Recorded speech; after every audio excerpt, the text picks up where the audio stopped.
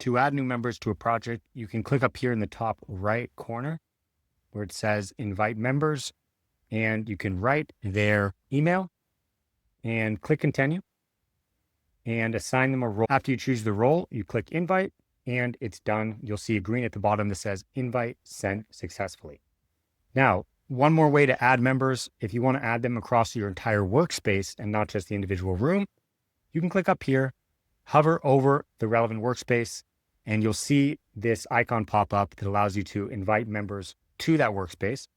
Now you can add their email here, and now you can choose the role as well as choose the rooms that they have access to.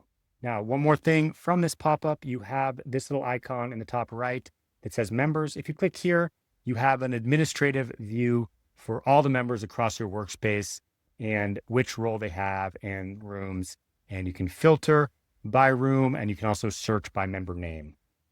In addition, you can see the invites that are still pending. And after 4 hours, you have the option to click resend invite, which will resend the invite to the mail.